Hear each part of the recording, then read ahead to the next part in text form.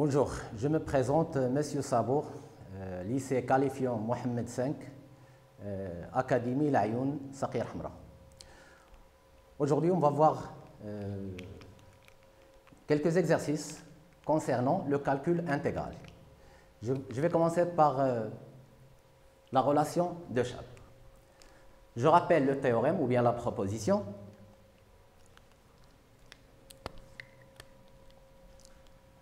Soit f une fonction continue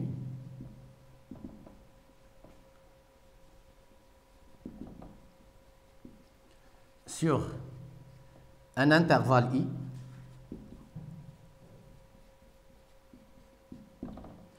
quel que soit ABC appartenant à i à la puissance 3, l'intégrale de a à c de f de x d de x plus l'intégrale de c à b de f de x d de x égale l'intégrale de a à b de f de x d de x. Bon, c'est la proposition. Alors la question, est-ce que c'est nécessaire de faire appel à cette proposition? La question est oui, parce que le calcul intégral en utilisant la fonction primitive est toujours insuffisant. Donc, on se trouve forcé de faire appel à d'autres propositions et à d'autres théorèmes qu'on verra aujourd'hui. Alors, des applications. Donc, c'est la proposition, c'est celle-là.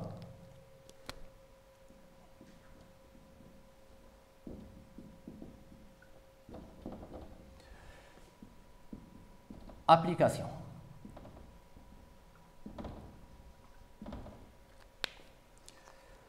Je commence par un premier exercice. Exercice 1. Calculer l'intégrale, par exemple, de 0 à 1 de la valeur absolue de x moins 1 d de x. Dans le tableau des fonctions usuelles, on ne trouve pas de fonction dont la dérivée est la valeur absolue de x moins 1. Donc, on n'a pas une primitive directe de cette fonction. Alors, posons i, cette intégrale. Voici ce qu'on va faire. On va étudier le signe de ce qui est à l'intérieur. D'accord? Parce qu'on doit enlever le symbole de la valeur absolue. On sait en classe de tronc commun que on peut donner les résultats sous forme d'un tableau 2x moins 1 et la valeur absolue de 2x moins 1. Donc, je me concentre sur l'intervalle 0,1. 2x moins 1, elle s'annule en 1,5. Bien sûr, si 2x moins 1 s'annule, alors automatiquement la valeur absolue de 2x moins 1 s'annule parce que la valeur absolue de 0 égale 0. Là, à droite, on a le signe de a, donc c'est plus, c'est un terme, 2x moins 1 est une expression positive. Et là, c'est l'opposé, donc négatif. On sait que sur l'intervalle 1,5, 1, 2x moins 1 est supérieur à 0. Et donc, la valeur absolue de 2x moins 1 égale 2x moins 1. Donc, je pose ici 2x moins 1. Et là, le signe est négatif, donc c'est moins, soit moins entre parenthèses 2x moins 1, ou bien moins 2x plus 1, ça revient au même. Revenons à notre intégrale. Donc, l'intégrale i égale, donc j'aimerais bien mettre ici I1. I1 égale l'intégrale de 0 à 1,5. Bien sûr, je vais remplacer la valeur absolue de 2x moins 1 par moins 2x plus 1. Parce que sur l'intervalle 0, 1,5, bien sûr, on a vu que 2x moins 1 est négatif. Et donc, l'intégrale, c'est moins 2x plus... la valeur absolue, c'est moins 2x plus 1. d de x. Plus l'intégrale de 1,5 à 1 de 2x moins 1 d de x. Maintenant, je passe à la fonction primitive. Une primitive de moins 2x moins x carré. Une primitive de 1c plus x entre 0 et 1,5 plus La même chose ici, 2x ça donne x carré, moins x, entre 1 demi et 1. Alors maintenant, je remplace. Je remplace x par 1 demi, donc ça donne moins 1 demi au carré plus 1 demi, moins 0 au carré plus 0. La même chose ici, je remplace x par 1, donc ça donne 1 au carré moins 1, moins, je vais remplacer par 1 demi, ça donne 1 demi au carré moins 1 demi. Alors, donc on fait nos calculs. Ça donne moins 1 quart plus 1 demi. Là, c'est 0. 1 moins 1, c'est 0. Donc, ça donne moins 1 quart plus 1 demi. Donc, c'est égal à 1. Moins 1 quart, ça fait moins 2 sur 4 plus 1 demi égale 1, moins 1 demi plus 1 demi, et ça donne 1. C'est le premier exercice.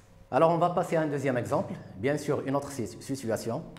Par exemple, bon, c'est bien sûr exercice 2. Alors, un deuxième exercice, bien sûr, une autre situation. Pour calculer cette intégrale, on doit étudier le signe de ce qui est à l'intérieur de la valeur absolue. D'accord? Parce qu'on doit enlever le symbole de la valeur absolue. Donc, est-ce qu'on peut utiliser un tableau comme le tableau précédent? La réponse est non. On n'a pas une propriété qui nous permet ça. Donc, on va étudier le signe de exponentielle x moins 1 sur l'intervalle moins ln2, ln2. Donc, exponentielle x moins 1 égale 0, équivalent à exponentielle x égale 1, équivalent à x égale ln de 1, équivalent à x égale 0. Bien sûr, on peut résoudre l'inéquation exponentielle x moins 1 supérieure ou égale à 0. Donc, exponentielle x moins 1 supérieur strictement à 0, quel que soit x appartenant à R, bien sûr. C'est le cas général. Équivalent à exponentielle x supérieur à 1, équivalent à x supérieur à ln de 1. On a fait entrer ln qui est une fonction strictement croissante, donc on garde le symbole. Équivalent à x. Maintenant, je peux donner ces résultats sous forme d'un tableau. Alors, le tableau c'est x, exponentielle x moins 1, la valeur absolue de exponentielle x moins 1. Là, c'est 0. La valeur absolue de 0, c'est 0. Là, on vient de voir que si x est strictement positif, alors exponentielle x moins 1 est strictement positif. Je vais mettre un plus ici, et là, un moins. Bien sûr, ln2, c'est approximativement 0,69, 0,7. C'est-à-dire un terme positif, ln2 supérieur à 0. Donc, c'est exponentielle x moins 1. Pourquoi? Parce que c'est positif. La valeur absolue de exponentielle x moins 1 égale exponentielle x moins 1. Et là, ça donne moins exponentielle x plus 1. Ou bien moins entre parenthèses exponentielle x moins 1. Passons maintenant au calcul de l'intégrale. Donc, I2 égale l'intégrale moins ln2 jusqu'à 0, donc sur cet intervalle-là. Je remplace la valeur absolue de exponentielle x moins 1 par moins exponentielle x plus 1, d de x, plus l'intégrale de 0 à ln2. Donc, je vais remplacer la valeur absolue de exponentielle x moins 1 par exponentielle x moins 1, d de x.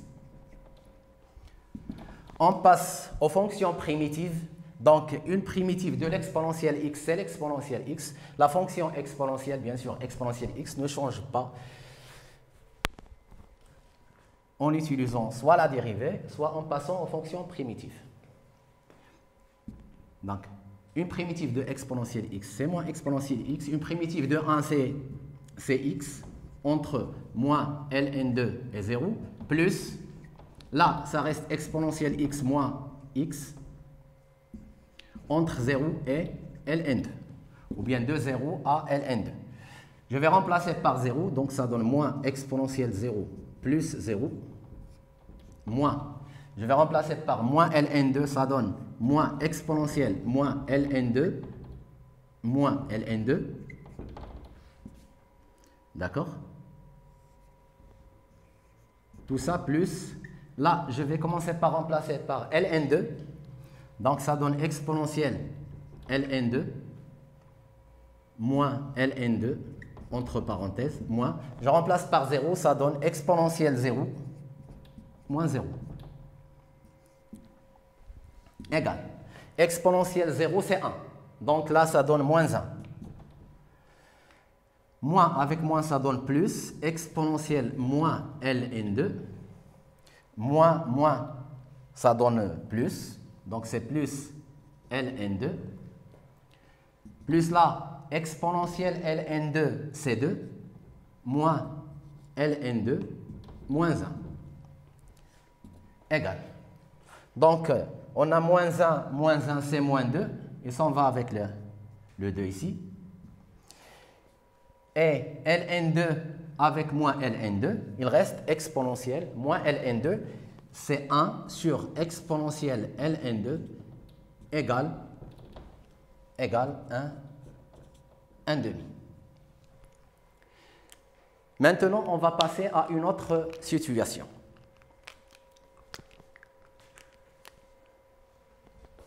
Exercice 3.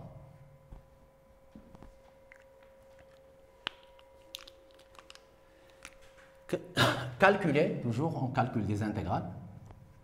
Calculer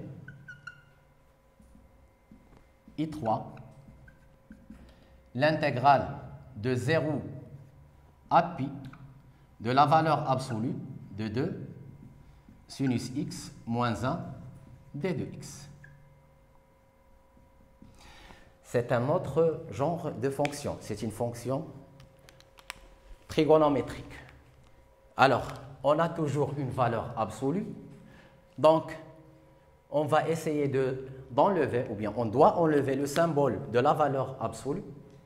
Ça veut dire qu'on doit étudier le signe de 2 sinus x moins 1 sur l'intervalle 0pi. Alors là, je vais faire appel au cercle trigonométrique.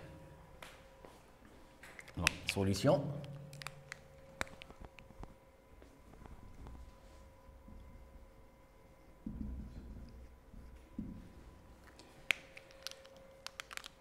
Alors,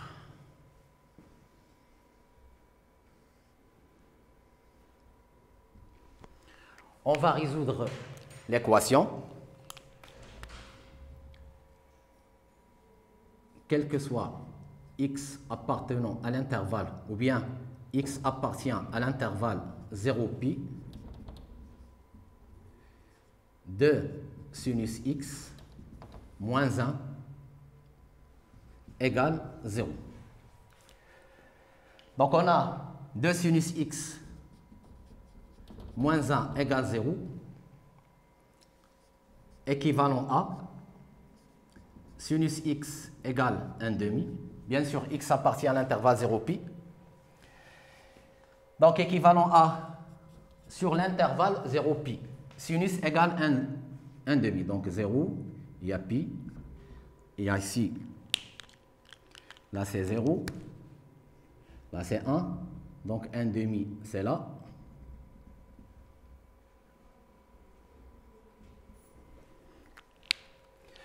Alors, A, pi sur 6, et là c'est B, pi moins pi sur 6, ça veut dire 5 pi sur 6.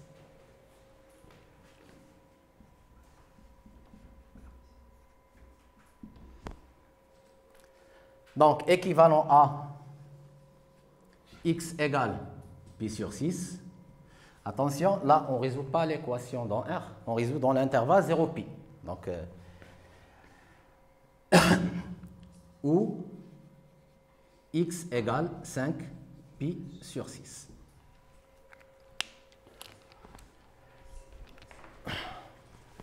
Là aussi, on va étudier le signe de 2 sinus x moins 1.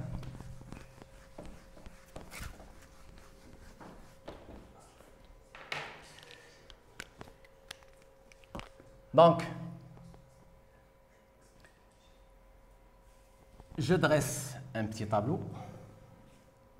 Là, x, 2 sinus x moins 1, la valeur absolue de 2 sinus x. Alors, pour l'inéquation, on va l'étudier. Pour l'inéquation, on va l'étudier en utilisant ce cercle trigonométrique. Donc, 2 sinus x moins 1 s'annule en pi sur 6. Là, c'est pi sur 6. Et là, c'est 5 pi sur 6. Là, c'est pi. Et là, c'est 0. Alors,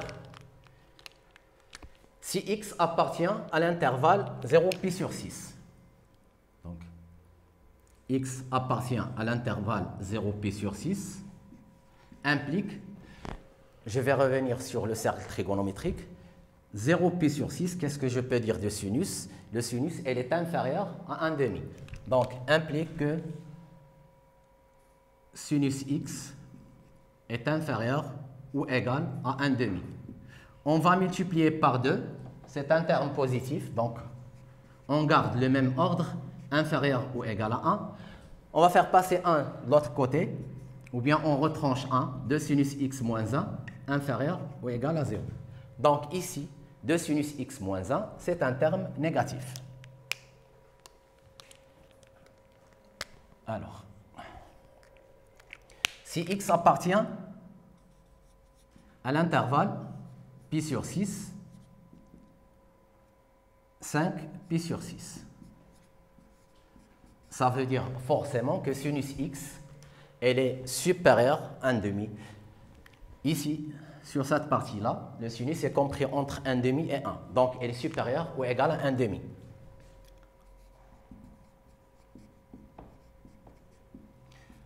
Ce qui veut dire que 2 sinus x, on multiplie par 2, un terme positif. On retranche 1, ça donne 2 sinus x moins 1, supérieur ou égal à 0. Et ça va devenir un terme, ça va donner un terme positif. 2 sinus x moins 1, elle est positive. Ce terme est positif sur pi sur 6, 5 pi sur 6. Reste le dernier cas.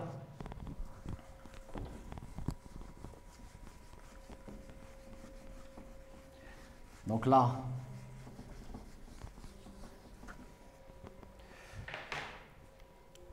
on a distingué 3 cas. Donc c'est le premier cas, x appartient à 0 pi sur 6. Le deuxième cas, x appartient à 5 pi sur 6, à pi sur 6, 5 pi sur 6. Le dernier cas, x appartient à 5 pi sur 6, pi. X appartient à 5 pi sur 6, pi. Donc, ça veut dire que sinus x, dans ce cas-là, elle est inférieure ou égale à 1,5. Là, ici, dans cet arc de cercle trigonométrique, le sinus, elle est inférieure ou égale à 1,5. Ce qui veut dire que 2 sinus x est inférieur ou égal à 1, qui veut dire que 2 sinus x moins 1 est inférieur ou égal à 0. Donc là, je vais mettre un signe moins. Ça veut dire que 2 sinus x moins 1 est inférieur ou égal à 0 si x appartient à l'intervalle 5 pi sur 6, pi sur 6. Alors, là, on a 2 sinus x moins 1, c'est négatif. La valeur absolue d'un nombre négatif, c'est son opposé. Ça veut dire que c'est moins 2 sinus x plus 1, ou bien moins entre parenthèses 2 sinus x moins 1. Là, c'est positif, ça donne 2 sinus x moins 1, moins 2 sinus x plus 1. Alors, on passe au calcul de I3.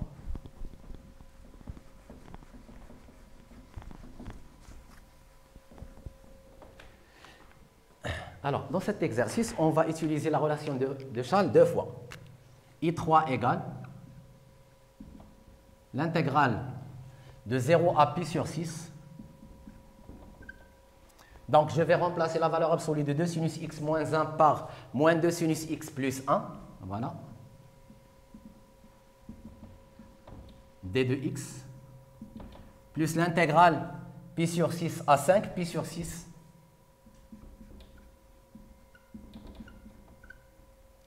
de, donc je vais remplacer la valeur absolue de sinus x moins 1 par 2 sinus x moins 1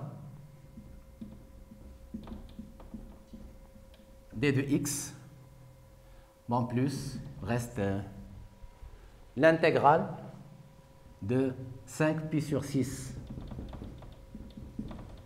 à pi moins 2 sinus x plus 1 d de x. Maintenant, on va passer aux fonctions primitives. On sait qu'une primitive de sinus x, c'est moins cosinus x. Et avec le signe moins, ça va devenir 2. Donc, ça donne 2 cosinus x. Là, c'est 1, donc c'est plus x. Vaut mieux écrire x plus 2 cosinus x. 0 pi sur 6. Plus une primitive de sinus, c'est moins cos. Avec le 2, ça donne moins 2 cosinus x moins x entre pi sur 6 et 5 pi sur 6 plus la même chose ici. Donc, moins sinus, c'est cos. Donc, je peux parler d'une primitive de moins sinus ou bien une primitive de sinus que je vais multiplier par moins 2. Donc, ça donne 2 cosinus x plus x entre 5 pi sur 6 et pi égale. Donc, maintenant, on va remplacer. On va passer au calcul. Ça donne 2 cosinus pi sur 6 plus pi sur 6 moins 2 cosinus 0 plus 0. Là, je peux factoriser par moins 1. Je peux faire sortir le moins, si ça dérange. Sinon, je vais remplacer tout simplement. Donc, ça donne moins 2 cosinus 5 pi sur 6 moins 5 pi sur 6 moins, je remplace par pi sur 6, ça donne moins 2 cosinus pi sur 6 moins pi sur 6 plus, c'est la dernière opération bien sûr, 2 cosinus pi plus pi moins 2 cosinus 5 pi sur 6 plus 5 pi sur 6. Maintenant, on va remplacer. Cosinus pi sur 6, c'est la racine de 3 sur 2. Avec le 2, oui, donc je vais mettre 2 fois racine de 3 sur 2, plus pi sur 6, d'accord? Cosinus 0, c'est 1, donc c'est moins 2. Cosinus 5 pi sur 6, c'est moins racine de 3 sur 2 avec le moins, donc je vais écrire moins 2, plus, comme ça, moins 2 fois moins racine de 3 sur 2. Voici le moins 2, et là, ça donne moins racine de 3 sur 2. Moins 5 pi sur 6. Moins avec moins, ça donne ici plus 2. Cosinus pi sur 6, c'est la racine de 3 sur 2.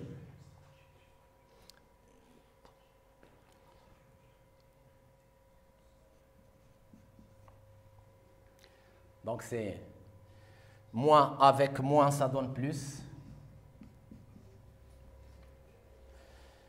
Cosinus pi, c'est moins 1.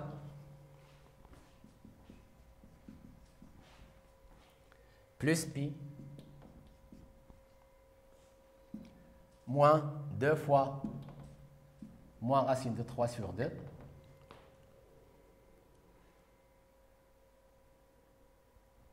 Donc, d'accord, moins 5 pi sur 6.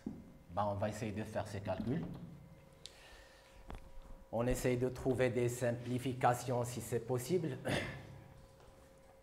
Alors là, ça donne racine de 3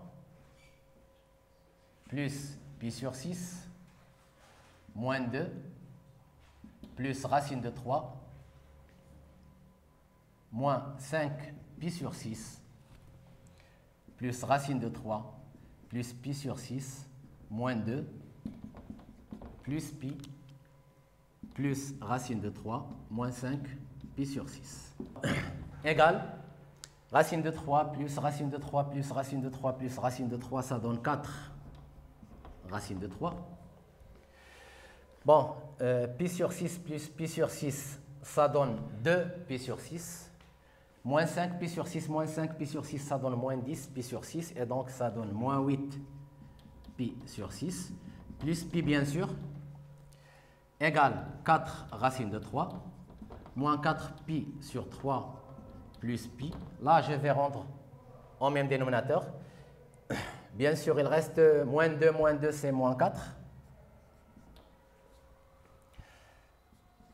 Donc, ça donne 4 racine de 3 moins 4. 3 pi moins 4 pi, c'est moins pi sur 3. Alors, c'est le résultat. C'est le résultat de cette intégrale. Je crois qu'on va s'arrêter ici pour cette séance. On va essayer de reprendre une séance prochaine, Inch'Allah.